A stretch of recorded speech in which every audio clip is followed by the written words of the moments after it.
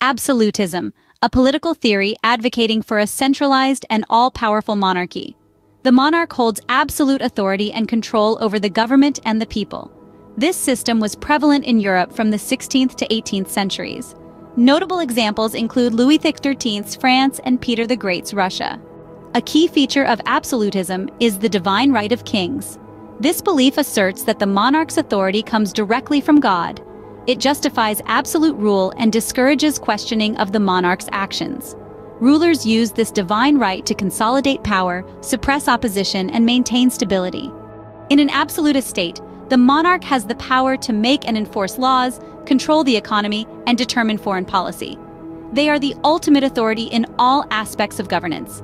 Centralized decision-making allows for efficient governance, but it also means policies are shaped by the ruler's personal biases without checks or balances. Absolutism is often associated with a highly centralized bureaucracy. Government officials are appointed by the monarch and act as instruments of their power. They implement policies and ensure obedience. The nobility, historically powerful, becomes subordinate to the monarch. While absolutism provides stability and efficient governance, it also leads to abuses of power and limited freedom for the people. Ordinary citizens have no voice in decision-making, as there are no representative institutions. Dissent and opposition are swiftly suppressed, resulting in a lack of political freedom and stifled innovation. The decline of absolutism begins with the Enlightenment. This movement emphasizes individual rights, reason, and limited government. Philosophers like John Locke and Montesquieu argue for the separation of powers and checks and balances, directly challenging absolutist ideology.